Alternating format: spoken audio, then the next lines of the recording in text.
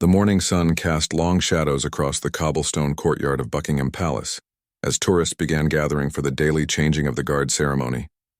Among them stood Marcus Thompson, a 25-year-old United States Marine on leave in London. His broad shoulders and confident posture made him stand out even in civilian clothes. Marcus had served 3 tours in Afghanistan and carried himself with the quiet dignity that comes from years of military discipline. As the crowd thickened, Marcus found himself pressed closer to the iron gates. He watched with professional interest as the Queen's Guard took their positions. These weren't just ceremonial soldiers playing dress-up, Marcus knew. Each red-coated figure was a trained combat veteran, chosen for their exceptional service record and unwavering dedication. The ceremony began with the familiar sound of marching boots on stone. The old guard emerged from the palace, their bearskin hats adding an imposing height to their already tall frames. Leading them was Guardsman James Mitchell, a 30-year-old veteran of the Coldstream Guards who had served in Iraq and Bosnia. His steel blue eyes remained fixed straight ahead, but he was acutely aware of everything happening around him. As the guards took their positions, a small incident occurred that would change everything. A young tourist, eager to get the perfect photograph, ducked under the rope barriers and stepped directly into the path of the marching formation. The crowd gasped as the child froze in terror, directly in front of Guardsman Mitchell. Without breaking stride or changing expression, Mitchell executed a perfect sidestep, his highly polished boots missing the child by mere inches. The precision was breathtaking. Marcus, watching from the crowd, felt a surge of professional admiration. That level of control and spatial awareness under pressure was something he recognized from his own military training. The child's mother rushed forward to retrieve her son, tears streaming down her face as she apologized profusely. The guards continued their ceremony as if nothing had happened, but Marcus noticed something others missed. For just a fraction of a second, Guardsman Mitchell's eyes had flicked toward the crowd, meeting Marcus's gaze across the courtyard. In that brief moment, 2 professional soldiers recognized each other. It wasn't the uniform that gave Marcus away. He wore simple jeans and a polo shirt. It was something deeper, the way he stood, the alertness in his eyes, the controlled stillness that comes from combat experience. Mitchell saw it immediately, just as Marcus had recognized the real soldier beneath the ceremonial uniform. The ceremony continued with its usual pageantry. Tourists snapped photos and children pointed excitedly at the colorful spectacle, but beneath the surface something else was happening. Marcus found himself studying Mitchell's movements with the eye of a fellow warrior. Every step was measured, every turn executed with mechanical precision. This wasn't just parade ground drilling. This was the discipline of a man who had faced real danger and learned to trust his training completely. As the guards performed their intricate maneuvers, Marcus began to notice the subtle signs of their military expertise. The way they communicated with barely perceptible eye movements, how they maintained perfect formation, while remaining aware of potential threats in the crowd. The seamless coordination that spoke of countless hours of training and absolute trust in each other. Mitchell, for his part, was equally aware of the American in the crowd. During his years of ceremonial duty, he had developed an almost supernatural ability to read people. Tourists were easy to spot. They fidgeted, whispered, pointed cameras everywhere. Local Londoners walked by with practiced indifference. But this American was different. He stood with the relaxed alertness of someone comfortable with authority and responsibility. The ceremony was nearing its climax when another disruption occurred. A group of rowdy teenagers, perhaps emboldened by alcohol from a nearby pub, began shouting crude comments at the guards. They seemed to think the silence and stoic expressions were a sign of weakness, not understanding that they were witnessing discipline of the highest order. One particularly bold teenager stepped forward and began mimicking the guards' stance, exaggerating their movements in a mocking way. His friends laughed and encouraged him to get closer. The crowd around them grew uncomfortable, sensing that this disrespect was crossing a line that shouldn't be crossed. Marcus felt his jaw tighten as he watched the scene unfold. He understood the position these guards were in, bound by protocol and duty to maintain their composure regardless of provocation. But he also knew the level of training and capability these men possessed. The teenagers had no idea they were testing the patience of warriors who had faced far worse than juvenile taunts. The situation escalated when the lead teenager, emboldened by his friend's laughter, reached out as if to touch one of the guards' rifles. This was a serious breach that couldn't be ignored. The guard in question, Guardsman Mitchell, would be within his rights to respond with force if necessary. In that tense moment, Marcus made a decision that would set everything in motion. He couldn't stand by and watch fellow soldiers be disrespected, regardless of nationality or uniform. With the calm confidence that had served him well in combat zones, Marcus stepped forward through the crowd. His movement was so smooth and purposeful that people instinctively moved aside to let him pass. He positioned himself between the teenagers and the guards, not saying a word but making his presence felt. The lead teenager, suddenly faced with someone who clearly wasn't going to be intimidated, hesitated for the first time. Guardsman Mitchell, still maintaining his ceremonial pose, nevertheless noticed the intervention. Here was the American from the crowd, the one whose bearing had caught his attention earlier. Without breaking protocol, Mitchell found himself curious about what would happen next. The teenager, now uncertain but not wanting to lose face in front of his friends, squared up to Marcus.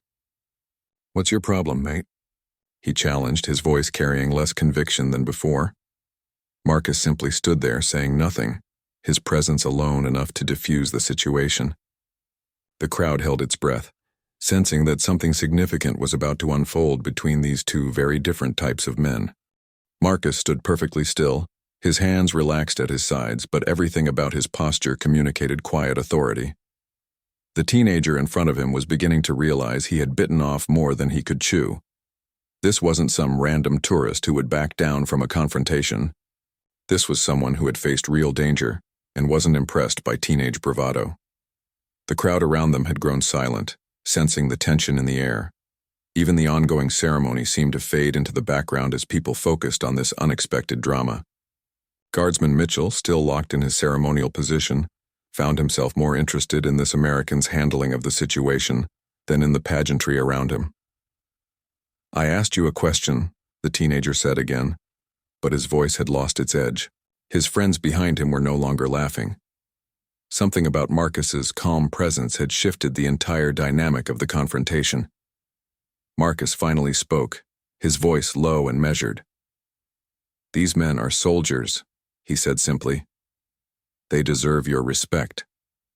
His American accent was clear, but there was no aggression in his tone, just a statement of fact delivered with unshakable conviction. The teenager's bravado crumbled completely. Faced with someone who clearly wasn't going to be intimidated or provoked into anger, he found himself at a loss. His friends began tugging at his sleeve, wanting to leave before the situation escalated further. Within moments, the group had melted back into the crowd, their disruption forgotten. As the immediate tension dissolved, Marcus turned slightly and caught Guardsman Mitchell's eye again. This time, the look they shared lasted a moment longer. Mitchell, still unable to break his ceremonial pose, nevertheless managed to convey his appreciation with the slightest nod, so subtle that only another soldier would have noticed it. The ceremony continued to its conclusion, but the atmosphere had changed. Word of the quiet confrontation had spread through the crowd in whispers. People began looking at both Marcus and the guards with new respect, understanding perhaps for the first time that they were witnessing real military discipline, not just tourist entertainment. After the guards had completed their formal duties and marched back into the palace, the crowd began to disperse. Marcus lingered, not quite ready to leave. He had been deeply moved by what he had witnessed, not just the ceremony itself, but the professionalism and restraint shown by the British soldiers under pressure. As he was preparing to go, a voice behind him said, "Thank you for that." Marcus turned to see Guardsman Mitchell approaching in civilian clothes, having changed out of his ceremonial uniform. Up close, Marcus could see the intelligence in the man's eyes and the bearing that marked him as a combat veteran. "No thanks needed," Marcus replied, extending his hand. "Marine Sergeant Marcus Thompson on leave from Camp Pendleton." "Guardsman James Mitchell, Coldstream Guards," came the response as they shook hands.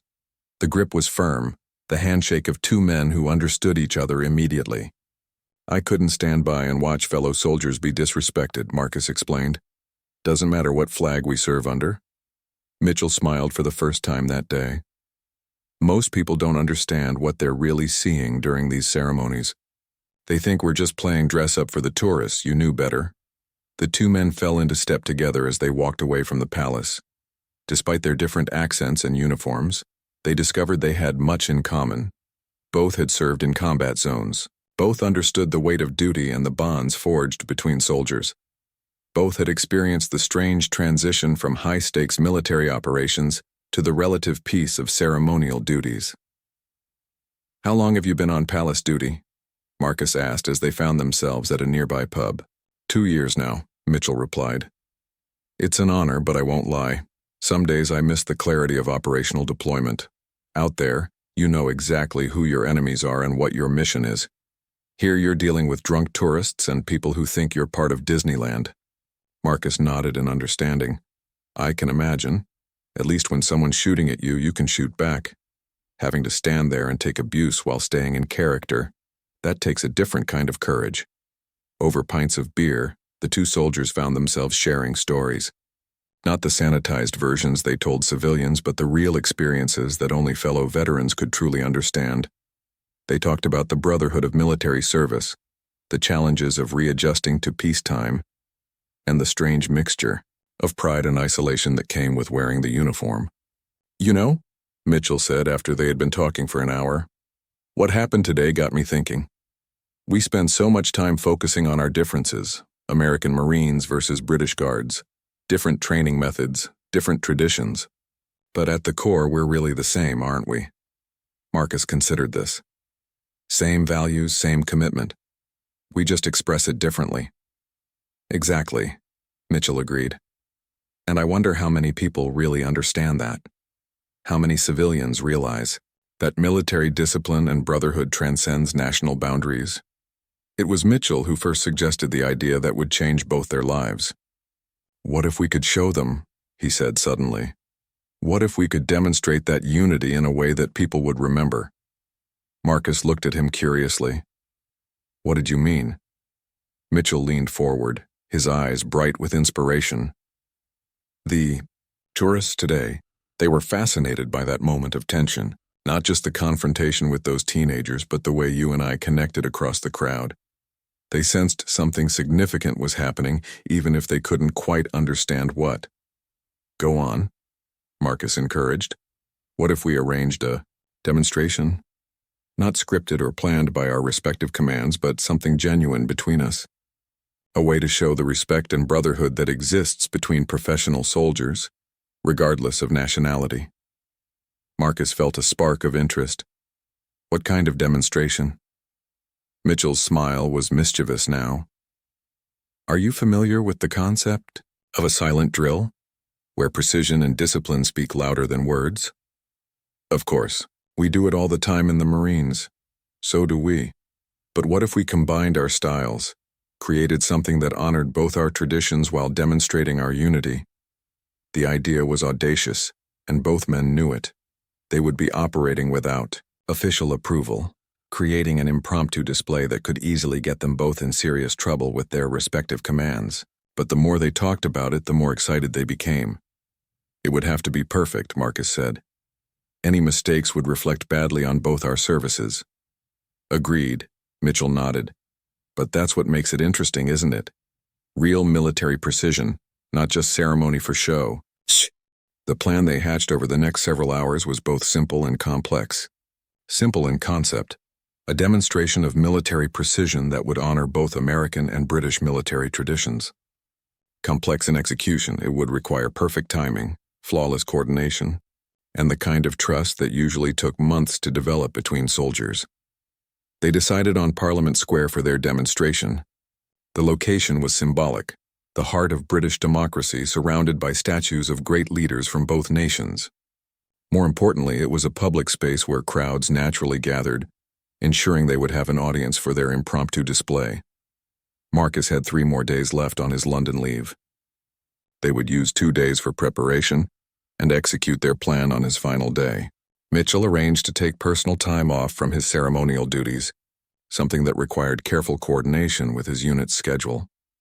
The first day of preparation took place in a secluded area of Hyde Park. Both men arrived in civilian clothes. Carrying gym bags that contained their military dress uniforms, Marcus had brought his Marine dress blues, while Mitchell had his Coldstream Guard ceremonial uniform, complete with the iconic bearskin hat. The key, Mitchell explained as they began working out their routine, is that this has to look spontaneous to the audience while being perfectly choreographed between us. They started with basic drill movements, each man demonstrating his service's particular style. Marcus showed the sharp, aggressive precision of Marine Corps drill, movements that spoke of combat readiness and warrior spirit. Mitchell demonstrated the flowing, ceremonial grace of British Guards drill, movements refined over centuries of tradition and pageantry. At first, their different styles seemed incompatible. Marine drill was designed to be intimidating and martial. Guards drill was designed to be impressive and dignified. But as they continued working together, they began to find common ground. Both emphasized perfect posture, precise timing, and absolute coordination. What if we start with our own styles, Marcus suggested, and then gradually merge them? Show the audience that despite our different approaches, we're working toward the same goal? Mitchell's eyes lit up. Like a conversation in movement. We each speak in our own military language, but we're saying the same thing. They spent hours working out the details. The routine would begin with them approaching from opposite sides of the square, each performing movements characteristic of their own service. They would meet in the center, face each other, and then begin a synchronized display that incorporated elements from both traditions. The most challenging part was developing the synchronized movements. They had to account for their different heights. Marcus was slightly taller and their different training. Marine drill emphasized speed and aggression. Guards drill emphasized control and grace. Finding movements that worked for both styles required constant adjustment and practice. Remember, Mitchell said during one of their breaks, we're not trying to show off. We're trying to communicate something important, the discipline, the respect, the brotherhood that exists between professional soldiers. Marcus nodded, wiping sweat from his forehead. It has to tell a story without words. The audience should understand what they're seeing, even if they can't articulate it. They worked on their timing until it was perfect. Each movement had to be crisp and decisive. Any hesitation or uncertainty would break the spell they were trying to create. They practiced with a stopwatch, ensuring that their routine would last exactly 8 minutes, long enough to make an impact, short enough to maintain intensity throughout. The second day of preparation focused on contingencies. What if police intervened? What if other tourists got in the way? What if one of them made a mistake during the performance? They developed hand signals for communication and practiced recovering from various potential problems. The most important thing, Mitchell emphasized, is that we never break character no matter what happens. If someone tries to interrupt us, we maintain our military bearing and continue. If we make a mistake, we cover for each other and keep going. They also spent time discussing the message they wanted to convey. This wasn't about nationalism or competition between their services. It was about the universal values that all professional soldiers shared: duty, honor, loyalty, and the bonds that connected warriors across national boundaries. People today are so divided, Marcus observed during one of their planning sessions.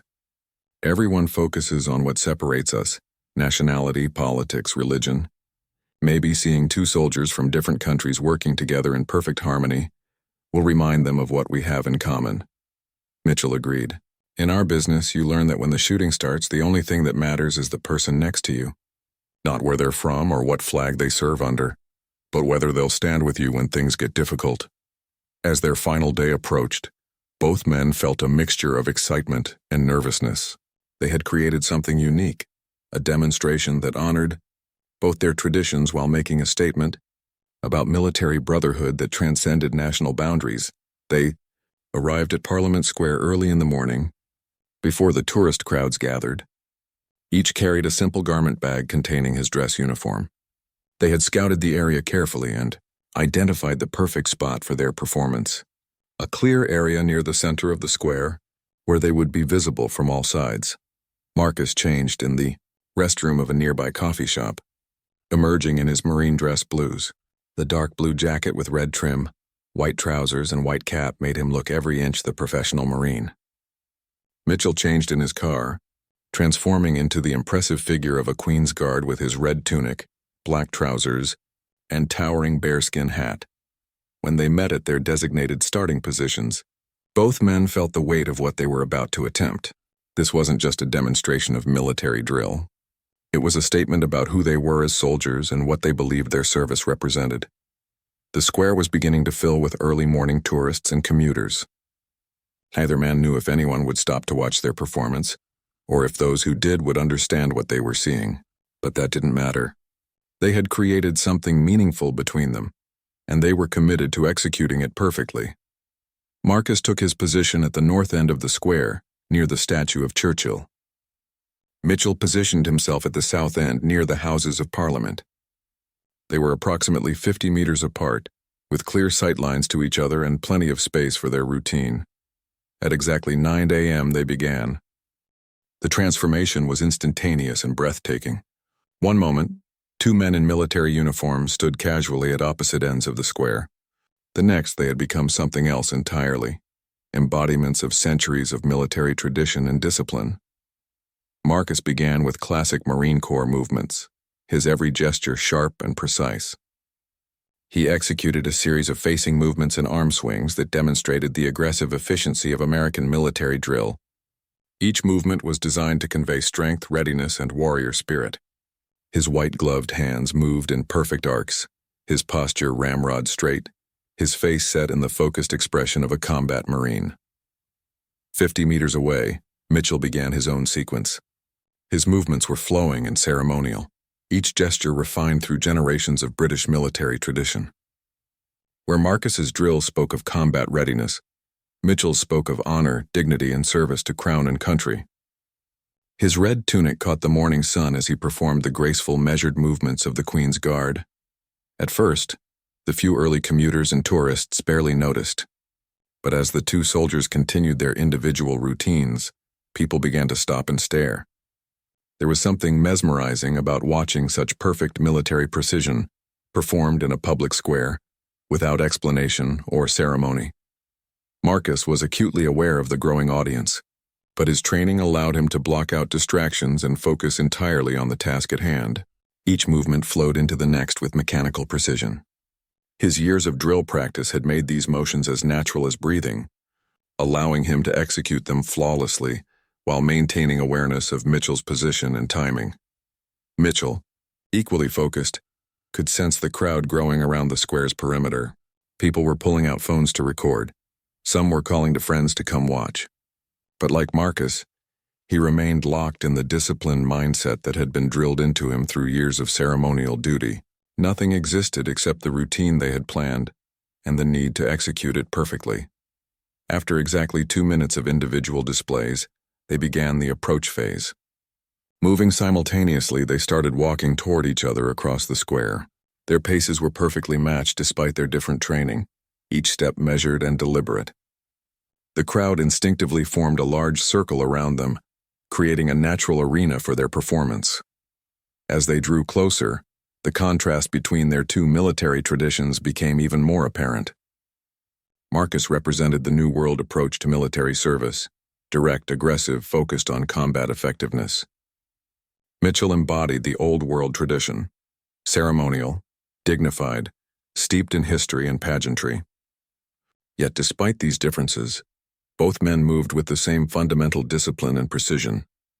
When they were 10 meters apart, they executed simultaneous halt commands, coming to attention with movements so sharp they seemed to crack the morning air. For a moment they stood facing each other in perfect stillness, two warriors from different nations acknowledging each other across the space between them. The crowd had grown to nearly 100 people, all watching in fascination. Some thought they were witnessing an official ceremony of some kind. Others suspected this was something more spontaneous and unique. But everyone sensed they were seeing something special, a demonstration of military excellence that transcended normal tourist attractions. What happened next was the heart of their performance. Instead of remaining separate, the two soldiers began to mirror each other's movements. Marcus would execute a Marine Corps drill movement, and Mitchell would respond with the British equivalent. Then Mitchell would perform a guards maneuver, and Marcus would answer with the American version. It was like watching a conversation conducted entirely through military precision. Each man spoke in his own service's language of drill and ceremony, but they were clearly communicating with each other. The audience watched in amazement as Marine Corps sharpness blended with Guards' grace, creating something entirely new. The most stunning moment came when they began performing synchronized movements that incorporated elements from both traditions. Marcus's aggressive Marine timing merged with Mitchell's ceremonial flow, creating movements that were both martial and elegant. They performed rifle movements without rifles, their empty hands moving in perfect coordination as if handling invisible weapons. A young girl in the crowd whispered to her mother, "Why are they doing this?" Her mother, equally captivated, whispered back, "I think they're showing us that soldiers are the same everywhere." The child's innocent observation captured exactly what Marcus and Mitchell had hoped to achieve. Despite their different uniforms, different accents, and different military traditions, they were demonstrating the universal brotherhood of professional soldiers. Their synchronized movements spoke of shared values, mutual respect, and the bonds that connected warriors across national boundaries. As their routine continued, more and more people stopped to watch. Office workers on their way to the Houses of Parliament paused with their coffee cups in hand. Tourists abandoned their planned sightseeing to witness this unexpected display. Even police officers who had come to investigate the growing crowd stood mesmerized by the precision and discipline they were witnessing. Marcus and Mitchell moved as one unit now, their individual styles having merged into something greater than the sum of its parts. Every movement was executed with split-second timing, every gesture performed with mechanical precision. The hundreds of hours they had spent drilling these movements in their respective services had prepared them for this moment of perfect military unity. The climax of their performance came when they faced each other at arm's length and began a complex sequence of hand and arm movements that required absolute trust and coordination. One wrong move could result in injury, but their training and preparation allowed them to execute movements that seemed impossible for two people who had known each other for only days. As they neared the end of their routine, both men felt the electric tension of a performance that had exceeded even their own expectations. The crowd was completely silent now, hanging on every movement. Some people were crying, moved by the display of honor and brotherhood they were witnessing. With perfect timing, Marcus and Mitchell stepped back from each other and came to attention. They stood motionless for 10 seconds, letting the silence speak for itself. Then, in a movement they had practiced dozens of times, they executed simultaneous salutes, not to each other, but to the ideals they both served. The square erupted in spontaneous applause. People cheered, whistled, and shouted approval. But Marcus and Mitchell remained perfectly still, holding their salutes until the applause died down. Only then did they drop their hands and allow themselves to smile. The aftermath of their performance was immediate and overwhelming. Before Marcus and Mitchell could even relax from their final salutes, they were surrounded by an enthusiastic crowd of spectators. People pressed forward, eager to shake their hands, ask questions, and express their amazement at what they had just witnessed. "That was incredible," shouted a middle-aged woman with tears in her eyes. "I've never seen anything like it." "Are you both really soldiers?" asked a teenage boy, his voice filled with awe. That looked impossible. Marcus and Mitchell found themselves fielding a barrage of questions from curious onlookers. Where were they from? How long had they trained together? Was this an official ceremony? The two soldiers exchanged glances, realizing they needed to handle this situation carefully. "We're professional soldiers," Marcus explained to the growing crowd. "I'm a United States Marine and this is a British guardsman. We wanted to show that military excellence and brotherhood transcend national boundaries." Mitchell nodded in agreement. "Despite our different uniforms and traditions, we share the same values: duty, honor, and loyalty. What you saw was a demonstration of the bonds that connect soldiers around the world." The crowd's reaction was overwhelmingly positive. Many people spoke about how moved they had been by the display of unity and precision. An elderly gentleman who identified himself as a Royal Navy veteran approached with tears in his eyes. "In 40 years of military service, I never saw anything that captured the spirit of brotherhood better than what you two just did," he said, shaking both their hands firmly. "You've honored your services and your countries today." But not everyone was pleased with their impromptu performance. As the crowd began to disperse, Marcus noticed several official-looking individuals approaching from different directions. His military instincts immediately recognized the bearing of superior officers. even in civilian clothes. "We may have company," he murmured to Mitchell, who had noticed the same thing. The first to reach them was a stern-faced man in his 50s wearing a perfectly pressed suit. He introduced himself as Colonel Harrison from the Ministry of Defense. Behind him came another man who identified himself as someone from the American Embassy's military attaché office. "Gentlemen," Colonel Harrison said in a tone that brooked no argument, "I need to speak with both of you immediately." This display, while impressive, was unauthorized and potentially problematic. Marcus and Mitchell exchanged glances. They had known this moment would come, but the reality of facing official scrutiny was sobering. They followed the officials to a quiet corner of the square, away from the lingering crowd and curious onlookers. "What exactly did you think you were doing?" the embassy representative asked Marcus directly. "You're on leave from active duty, representing the United States military in a foreign country, and you stage an unauthorized demonstration without clearance from your chain of command or diplomatic approval." Mitchell stepped forward. "Sir, with respect, this was my idea as much as his. We weren't representing our respective governments or militaries in any official capacity. We were simply two soldiers demonstrating the universal values of military service." Colonel Harrison's expression was unreadable. "Guardsman Mitchell, you're assigned to ceremonial duties at one of the most high-profile positions in the British military. Your actions reflect directly on the Queen's Guard and, by extension, on the monarchy itself. This kind of freelance demonstration could be seen as inappropriate or even insubordinate." The two soldiers stood at attention, accepting the criticism they knew they deserved. They had understood the risks when they planned their demonstration, but they had believed the message was important enough to justify those risks. However, as the official questioning continued, it became clear that the situation was more complex than simple disciplinary action. Word of their performance had spread rapidly through social media. Videos of their routine, filmed by dozens of spectators on their phones, were already going viral online. "The good news," Colonel Harrison said after taking a phone call, "is that the initial public reaction has been overwhelmingly positive. The bad news is that this has attracted attention at the highest levels of both our governments." Within hours, Marcus and Mitchell found themselves in the unusual position of having created an international incident through an act of military brotherhood. The videos of their performance were being shared thousands of times, with comments praising the display of unity between American and British forces. News organizations picked up the story, with headlines like "Marine and Guard Unite in Stunning Display" and "Viral Video Shows Military Brotherhood Across Borders." The footage was broadcast on television news programs in both countries, with military experts praising the precision and symbolism of the performance. But the official response was mixed. Some military leaders praised the initiative and the positive publicity it generated for both services. Others were concerned about the precedent it set for unauthorized demonstrations by active duty personnel. Marcus received a phone call from his commanding officer at Camp Pendleton. The conversation was tense but not entirely negative. "Sergeant Thompson," his CO said, "what you did was technically a violation of several regulations regarding conduct while on leave in a foreign country. However, the Marine Corps has received nothing but positive feedback about your actions. You've been a credit to the service." Mitchell's situation was more complicated.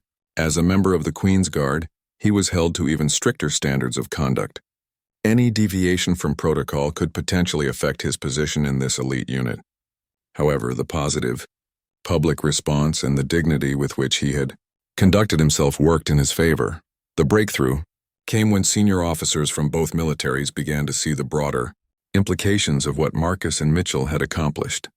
In an era of increasing international tensions and military cooperation challenges, here was a perfect example of how professional soldiers could work together effectively, despite different training and traditions. General Patricia Williams, a senior Pentagon official responsible for international military cooperation, issued a statement praising the demonstration as an outstanding example of the professionalism and adaptability of modern military personnel.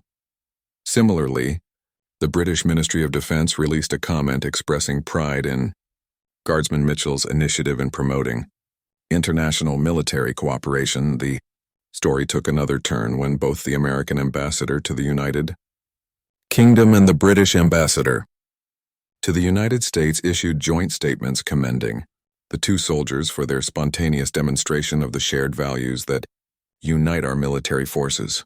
What had begun as a simple idea between two soldiers had evolved into a symbol of international military cooperation. Marcus and Mitchell found themselves thrust into a spotlight they had never anticipated, becoming unofficial ambassadors for the idea that military excellence and brotherhood transcended national boundaries. The most surprising development came 3 days later, when both men received invitations to attend a formal reception at the American ambassador's residence. The event was being organized to celebrate military cooperation between the United States and the United Kingdom, and their performance had become the centerpiece of the celebration. The reception at the American ambassador's residence was unlike anything Marcus or Mitchell had ever experienced. The elegant mansion in Regent's Park was filled with dignitaries, military officers from both nations, and media representatives who had come to cover this unusual story of international military cooperation. Marcus, wearing his marine dress blues, and Mitchell in his finest guard's uniform, found themselves the center of attention in a way that felt both honored and overwhelming. They had gone from worrying about disciplinary action to being celebrated as examples of military excellence and international friendship. Ambassador Catherine Roberts welcomed them personally, expressing her admiration for what they had accomplished.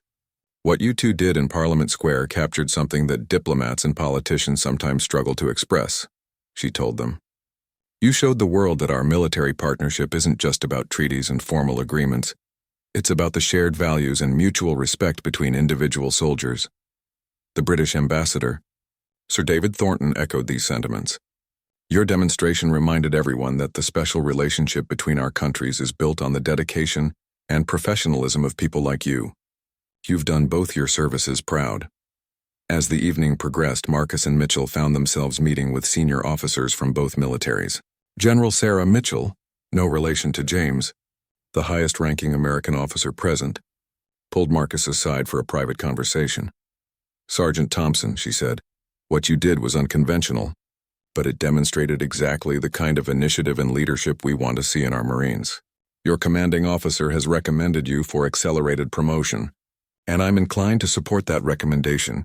Similarly, Colonel of the regiment Sir Henry Blackwood spoke privately with Mitchell.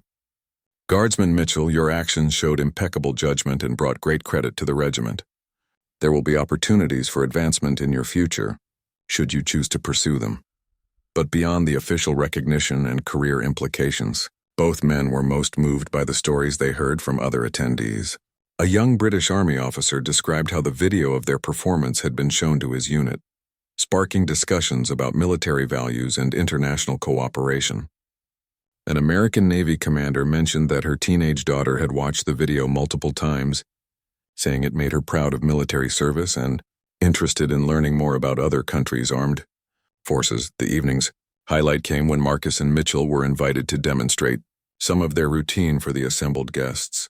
In the mansion's grand ballroom, with an audience of military and diplomatic elite, they performed a shortened version of their Parliament Square routine. This time, however, the performance felt different.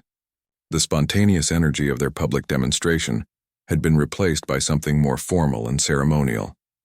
But the message remained the same: two professional soldiers from different nations, united by shared values and mutual respect.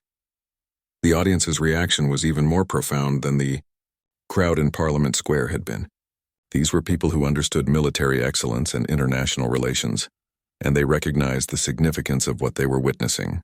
The applause was sustained and genuine, with many officers from both nations expressing their amazement at the precision and coordination displayed.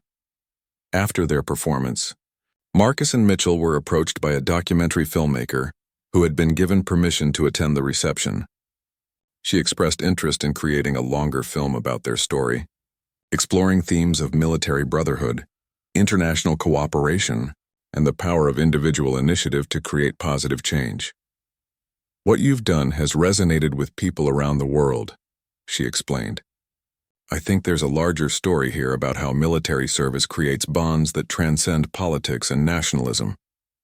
As the evening wound down, Marcus and Mitchell found themselves on the mansion's terrace, looking out over the London skyline and reflecting on the extraordinary week they had shared. "When I woke up last Monday," Marcus said, "I was just a Marine on leave planning to see some sights and fly home to California. I never imagined I'd end up here," Mitchell smiled. "When I was standing guard at Buckingham Palace that morning, the last thing I expected was to meet someone who would change my perspective on what military service really means." They talked about the lessons they had learned from their experience, the importance of taking initiative even when it involved risk, the power of military discipline and training to create something beautiful and meaningful, the universal nature of military values and the bonds that connected soldiers regardless of nationality. "I think we proved something important," Marcus said. "That military excellence isn't about competition between services or countries. It's about shared standards and mutual respect." Mitchell nodded. "And that the best way to honor your own service is to recognize and respect the excellence in others." 6 months later, Marcus and Mitchell's story had become something of a legend in military circles. The video of their Parliament Square performance had been viewed millions of times online, and their story had been featured in military publications around the world.